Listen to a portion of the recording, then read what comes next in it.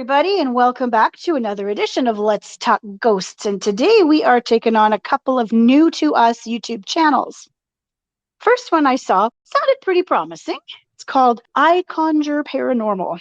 And the episode was something, so haunted we had to leave, I think is what it was called.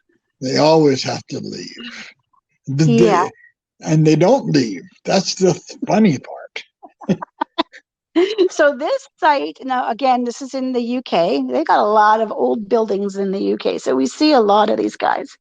This is on an old college site. It's an old college house. So probably like a sorority or fraternity house or something, some kind of dormitory type house. Right. And I don't know where, because they didn't really say. And apparently, if you'd watched the previous one, they did a murder house on the same complex, same property. I don't know. I didn't look for the other one, and I don't know if I would care to. Anyway, this house is definitely abandoned, or I don't know if abandoned is the right word, but it is no longer being lived in. There's so much debris everywhere. My first worry was, oh my God, it's that same complex that guy broke into. Right. And had the floorboards missing and stuff. But no. This one was completely safe to walk around, or at least into the few places that they showed us they went to. They said up front, her name is Michelle, said up front that there is no documentation of any deaths or anything like that in this building, but other teams have gotten things before. So this is why they've decided to go in and investigate. And at one point, she refers to Stay. Now, I think he's one of the Ouija brothers, isn't he? I think so. I think that's one of the names that we see. I think so. So obviously they have gone here. I don't know what they captured at this particular place, or even if we watched one of those episodes, we might have and then just didn't recognize from here. But anyway, so it starts out with blurred cameras, and they're joking about it, saying that, I can't even remember what they're saying now, but they're joking about this blurred camera and how settings weren't fixed properly or whatever. But again, it's the same thing as we saw in the really haunted video. And it's most likely the IR lights on these cameras, and you point one camera that has IR lights towards another one, and it's going to blur. Yeah, it will. But they haven't. Get really bright. Yeah, well, something's going to happen, right? Anyway, so they're joking about it, not really quite cluing into what it really is. So that's the first thing that triggered me to go, they're talking about Stay and the footsteps that he's getting, or that he got. And they spent the first 10 minutes in that stairwell, which I found really annoying, as she's sitting there going, oh, I heard something out of this ear. Yeah. Well, and it's got to be on camera. It was so loud. If it was so loud, why didn't anybody else hear it? I didn't hear it either. No, and it was not picked up on the camera when they played it back. Yeah. So what the hell was she hearing? Or was she imagining it, or making it up? Or making it up? Yeah. And she says it sounds like the sound of keys or something. And she's fixated on this for ages. Even after they leave that area, she's fixated on this sound of keys. And nobody else has heard it. Nobody knows what she's talking about, but she's fixated, going on and on and on and on and on. Yeah. And then something else that gets me every damn time is she says, oh, go ahead, do anything, use our energy. No. No, don't use our energy. How many times do people have to tell you that that's a freaking stupid thing to do? Do not invite a spirit to use your energy. That's bad. Anyway, that was one of the first things I thought of. Right. And then, looking around, you see this old building with the peeling paint and, oh my gosh, the debris. When this place was abandoned, I don't think it was that full of debris. I really don't. Where did all this crap come from? I don't know. I don't know, people bringing stuff in, or I don't know, but it just looked horrendous. You know, when you leave something for the last time, you take what you want out, but you don't leave all kinds of stuff piled in the main hallways and stuff because you got to get out. So to me, this just is crazy. Where did it all come from? Like, how long has this place been empty? Like, there was a lot of questions about it because they didn't really go into any history. In fact, there was no real introduction. It just went straight into the video of people talking. So I didn't like that very much. Yeah. Anyway, it is an old building. It's going to have a lot of sounds. And, you know, she hears this kind of a, not a clink, yeah, kind of like a clinking sound. And they did hear that a few times on the playback. But that could be anything. Could be a mouse, a rat. It could be, you know, it doesn't necessarily mean it's a spirit. No. So, I mean, but it could have been. It could have been. But who knows? I mean, there was no documentation of this place being haunted either, but everybody is just assuming that it probably is because it's old and abandoned. Mm-hmm. The best thing that I thought was when they get to using the spirit box thing, or the voice thing, like an obelisk, and some of the stuff that comes out of it. I'm laughing my ass off. I don't know which one they're using, but I loved it. The first thing that came out was missing. Okay, something's missing. And then please go. They didn't go. She said, no, we don't want to go. Well, that's not nice. And then it called them a moron. That's when I started to laugh, moron. And then they're laughing and stuff, and it goes, are you okay? No, You're I'm a moron. And then it tells them to be quiet. Be quiet. So, I mean, that was to me the best part of the whole video. I don't know because I don't know what program they used. Was this programmed in, or was this actually the spirit telling them to shut up, go away, you're a moron? Well, I was the spirit there. I'd be telling them the same thing. Leave me alone, you moron. So then they're walking, talking, laughing, carrying on. And then they just leave abruptly. It's over. Like, I don't know what happened. I don't know. I mean, there was nothing and no follow-up little blurb to tell you what happened. So you got to tell us what's going on. So my thought is, if they did this abruptly just to get you to watch the next one, I think so. I'm not inclined to watch the next one because you didn't even have a little thing that came across that said to be continued. Nothing. You just ended. Yeah. And I tend to not to like every time. Oh, did you hear that? No, I fucking didn't. You know? Oh my God. If anybody listens to our stuff, some of our loyal followers who actually do listen, they would know that you hate that. Oh, I mean, we all hate that. Did you hear that? Did you hear that? No. No, I didn't hear that. Edit that out, please. Because if we can't hear it, we're not interested. Did you see that? And that's another one. Did you see that? No. Well, no, because the camera's pointed at the person, not at whatever it is they're looking at.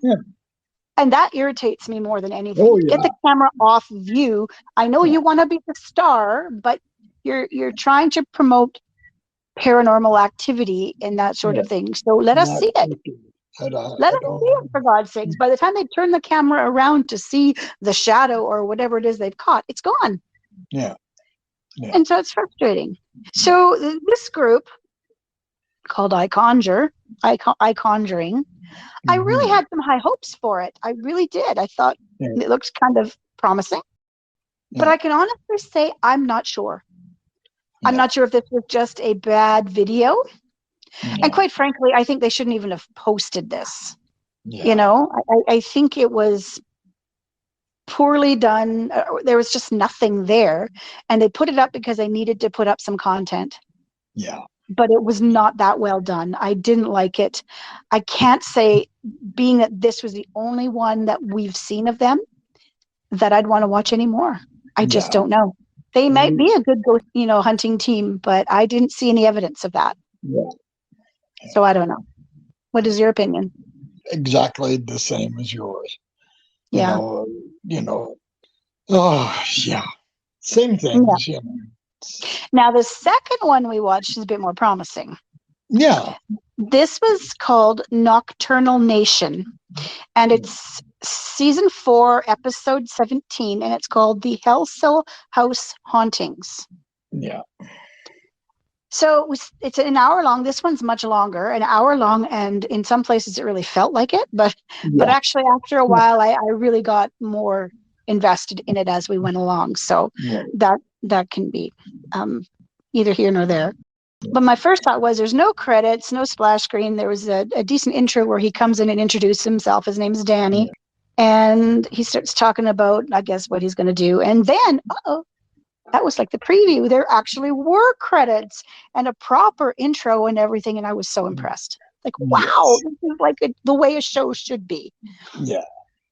I get spoiled by these ones that are made properly, that when we see the ones that are just a video thrown up on YouTube, it's like a blood. Yeah. Anyway, so the first 10 minutes, he's doing a history with the homeowners, talking about what's going on in the house. And you could tell of the two, she's the spokeswoman. Yeah. And this is a, middle-aged couple. And, the husband's just kind of sitting there. Basically, he doesn't really want to talk. And he's being prodded to. But the woman is, blah, blah, blah, blah, blah. She's telling the whole story.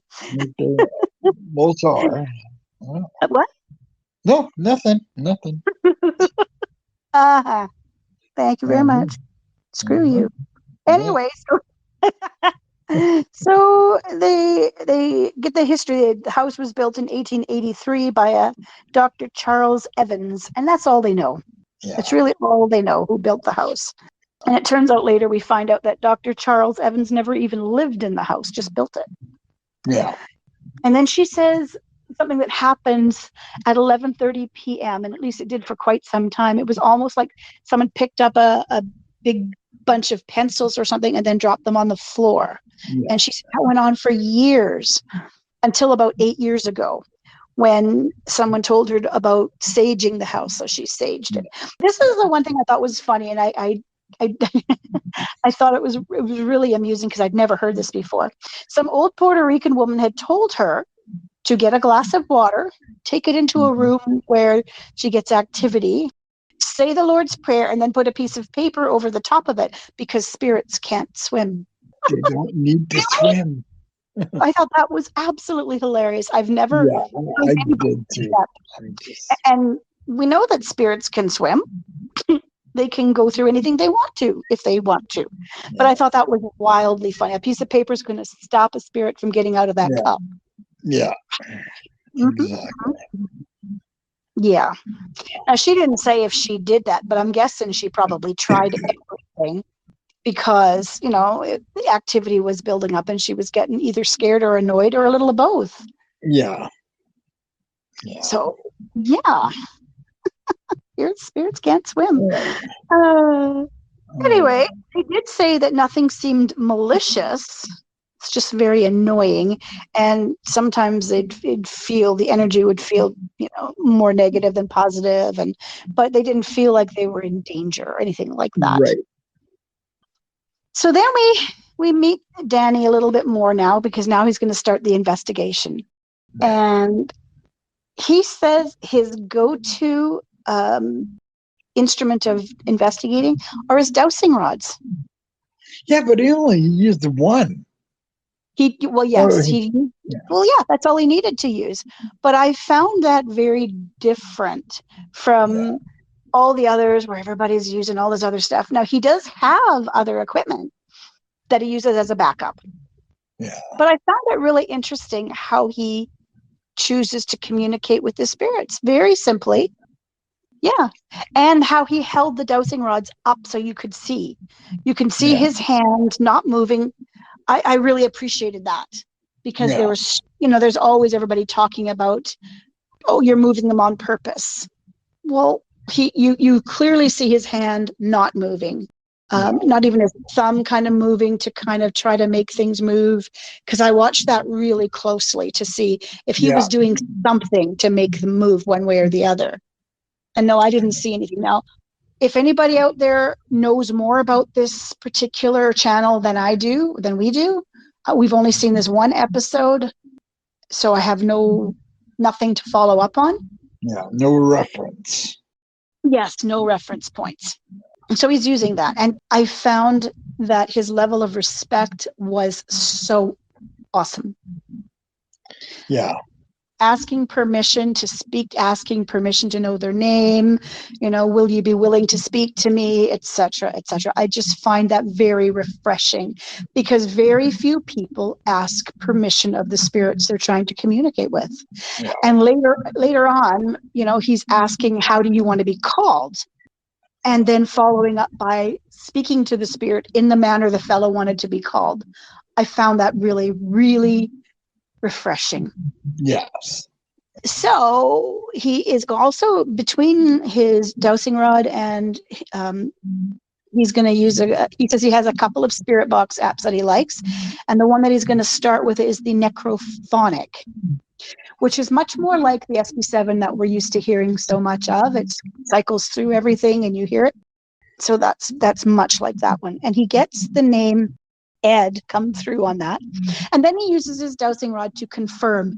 And he frequently uses the dowsing rod to confirm what he's picking up elsewhere. Yeah. Which I think is also good. I think it's very important to confirm by another means what you're picking up. Yeah. So I think that was really good. And so he's talking to this Ed guy via the dowsing rod, and it's always going to the left, which is the yes answer. And at first I'm thinking, really? Everything's yes, yes, yes, yes, yes. And then he gets to the, are you the original owner of the house? And it goes the opposite direction. Yeah. So it is working. It's not just going one way all the time. Yeah. So that was good. He's not the original owner of the house, but he's there. Yeah. Now. Yeah, he's really good, but. I don't, like I said, I don't know anything about this guy, but I'm wondering if he's a bit of a medium or an empath or something. Yeah. Because he's picking up on things with either his ear or his feelings, and then using his dowsing rod to confirm. And we can't hear that stuff, some of it. So I'm wondering, and I did a quick Google search. I couldn't find anything on him that says anything. There's lots of Danny Kellys out there, but musicians and British journalists and stuff, but I couldn't find anything on this gent. So I'm going to have to look into it a little bit further, because I did like the stuff I was seeing. So he turns out that Ed was a policeman back in the 20s, and he's still there protecting the house. He's not the negative energy that they feel like they've been feeling. He's protecting the house from the negative energy. Yeah. So that's why he hasn't crossed over. He felt it's his duty to protect. So he's still being a cop in the afterlife. The poor guy can't get a break, eh? Well, sometimes they don't want a break. If you're a dedicated policeman, you're going to be a dedicated policeman in death. Yeah, that's true. That's true. And then the next person that he gets to come through, he uses the necrometer for, which is a different kind of, like an SB7, but a different kind of one. This one doesn't have all the white noise. You don't hear the white noise, which is good, because that's sometimes really frustrating. Anyway, so this lady's name is Laurel Griffin. And she was 39 years old when she died. And she died before her husband and kids. I think this is the wife of Ed. I think that's what they said later. Yeah. Yeah. And she had 2 daughters that survived her. And she died, it said she was coughing up blood, and she was also bleeding out of her backside. So at first I thought maybe she died from TB, but I don't recall TB having, anal bleeding, rectal bleeding. Cancer, probably. Yeah, very likely. I'm trying to figure out which cancer, though, if she's coughing up blood as well as stomach. Well, you'd have bowel cancer or stomach cancer. Yeah, but bowel cancer, you're not coughing up blood. Stomach, maybe. Yeah. Because then the blood would go into your bowel, could also be coughed up, not through your lungs, but through your digestive tract. Yeah, that's possible. But yeah, I'm trying to figure out what it is that she died from. And at the time, he said that they didn't know what she had died from. And of course, back in the 20s, they don't have that same kind of technology we have, so they couldn't diagnose it properly, not even in the autopsy, if she even had an autopsy, because I don't know if they did those routinely back then. Yeah, I don't know. I don't know. Anyway, what I found was really interesting about the conversation, well, actually happened a couple of times. He has the K2 set up along with his cat balls and stuff, kind of set up off to the side. And when he's standing to the side, you can see the K2 go off right before she's about to respond with the necrometer. Right. Or the dosing rods. So it's like she's building up energy to respond. And I thought that was cool because you don't always see the parallels. No. It's one or the other. So for him to do that, I think that was really neat. Yeah. Really I neat. thought so too. And then he moves along after he's had his conversation with her, and there's really nothing that he's going to do for her. He goes into the kids' room where he says he feels like a negative energy. Well, no freaking shit. It's full of dolls. Yeah. I Creepy would feel, fucking dolls. I know, Yeah, dolls. all those eyes, I can't stand it.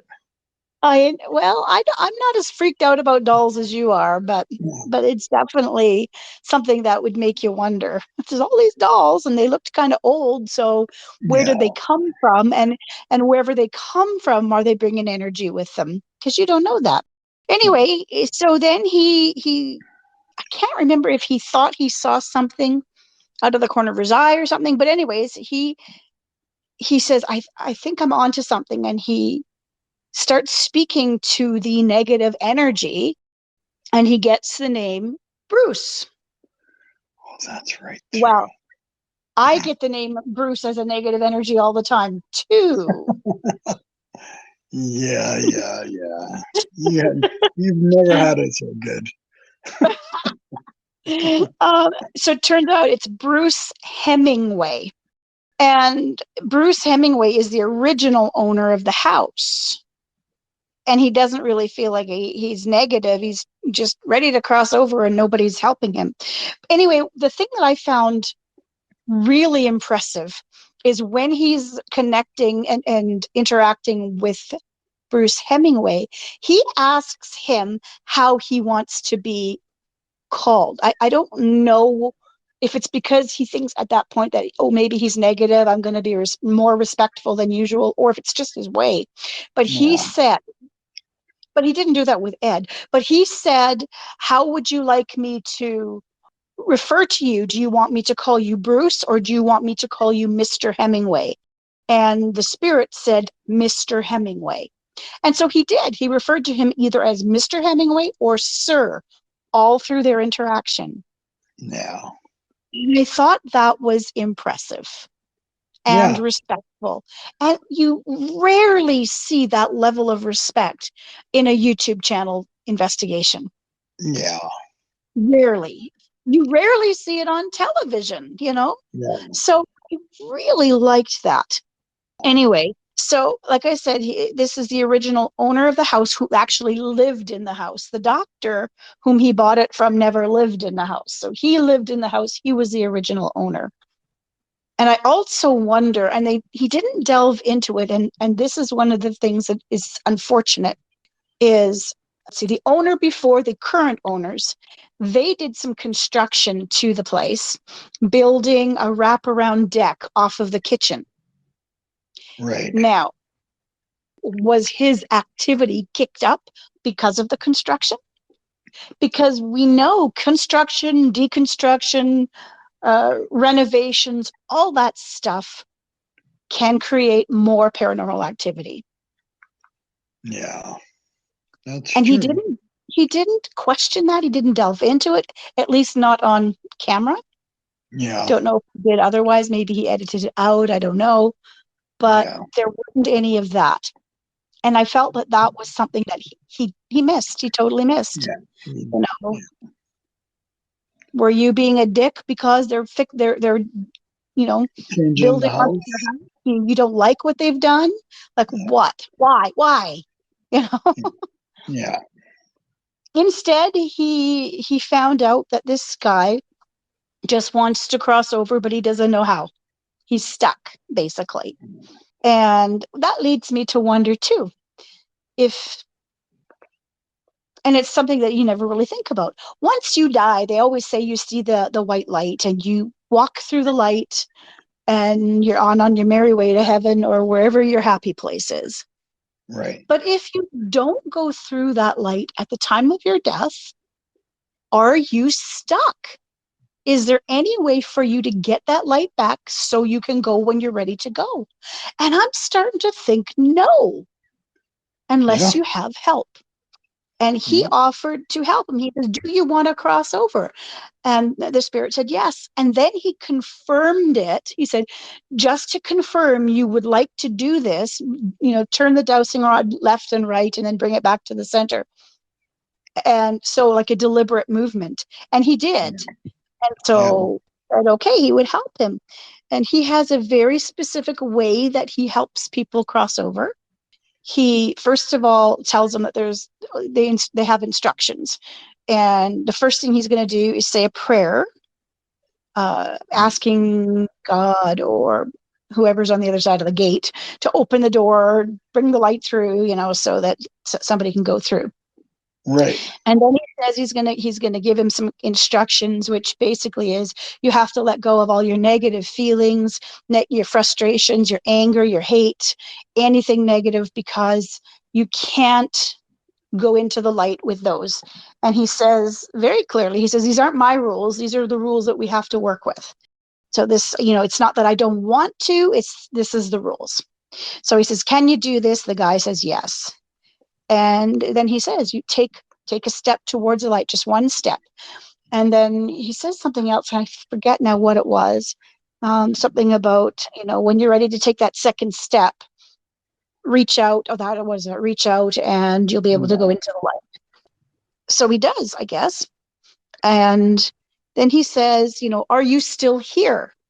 Mr. Hemingway. And there's no response on the dowsing rod. None. So that he's crossed over.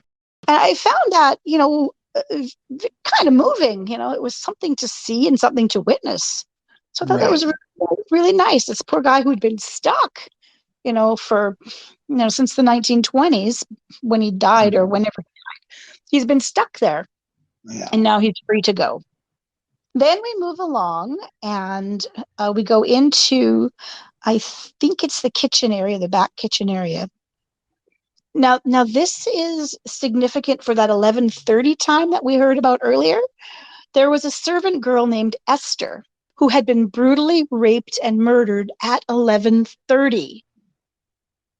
Now, they didn't say it was in the house, but I'm assuming in the house or close around on the grounds. Yeah. And now her spirit has become quite dark.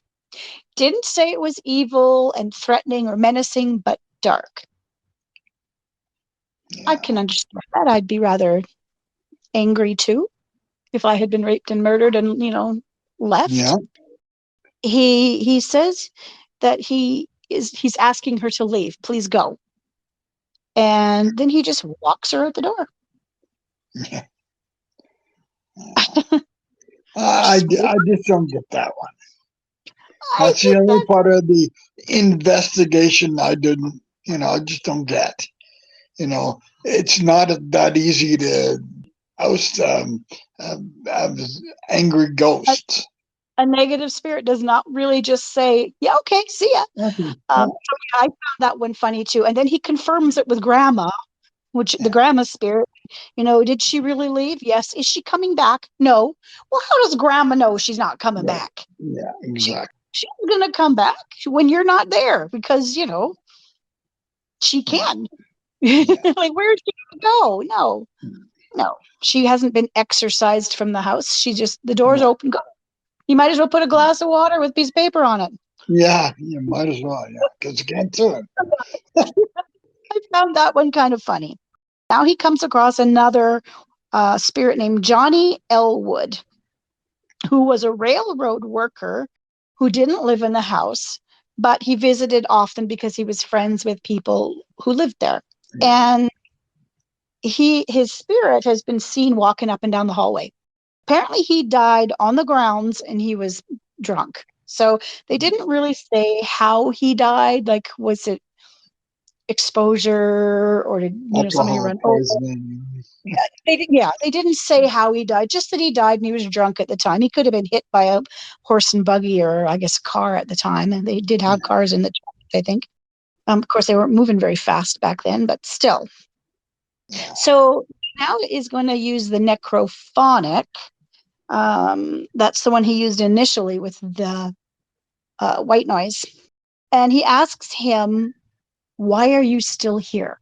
And the guy says he's looking for a bag. And what was in the bag was a gift for his wife, and it was a pearl necklace. So he's looking for this bag, and he's, unfortunately going to be looking forever, because who knows what happened to that bag. He asks him, is there anything I can do to help you? And the guy says no. So he says, okay, carries on. Guy doesn't want any help. He's not a problem ghost. So moving on. And the next one he runs into is Irene Lexington. Now, it turns out Irene Lexington is Ed's sister, and she died before him at the age of 65, walking through the door. She had a heart attack as she was coming into the house. Wow. Wow. Yeah. Like, I mean, it's not like she had to go up a flight of stairs or anything. Right. She just died, and that's really sad. Now, he did the same thing with her as he did with Laurel, had the K2 close by. And again, the same thing. You see the parallels between the K2 and the necrophonic going off.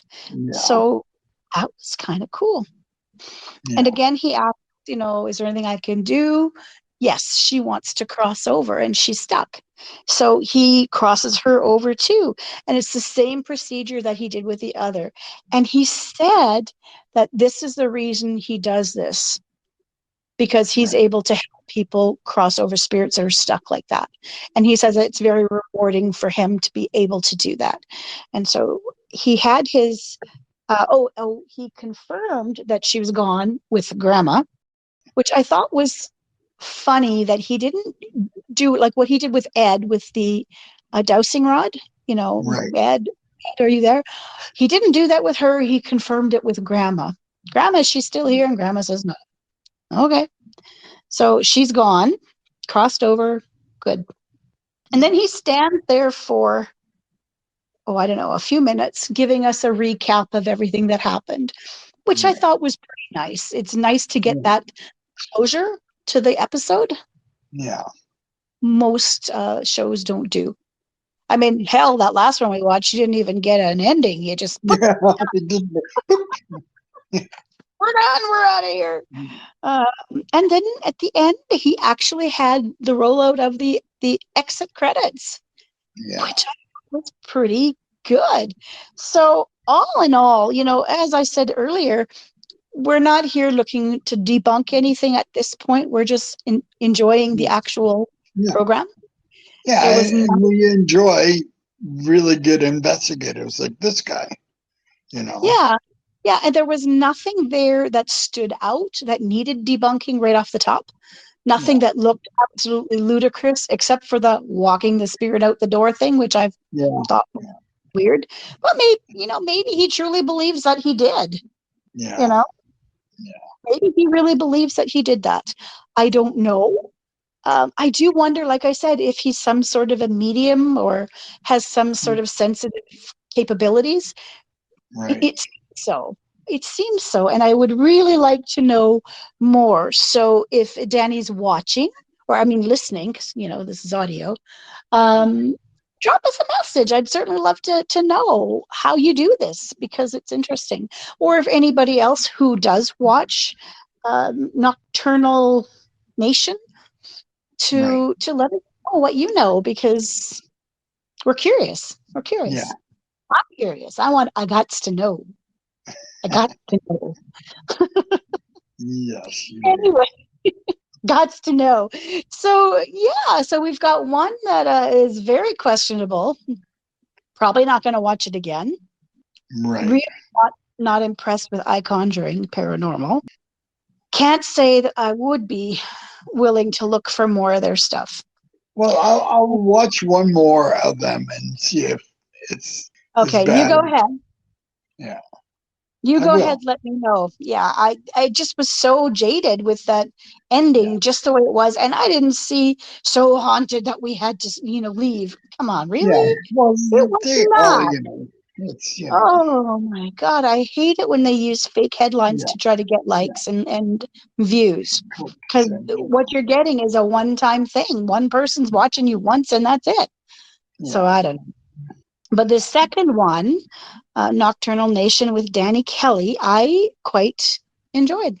yeah, And I'll definitely watch another episode to see if it's the same caliber.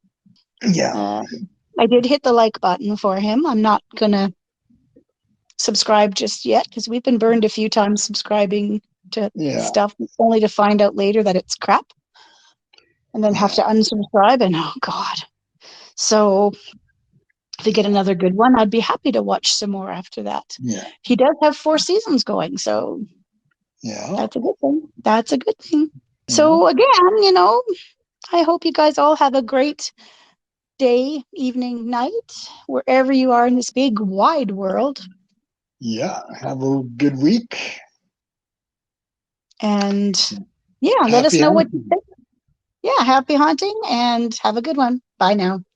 Bye.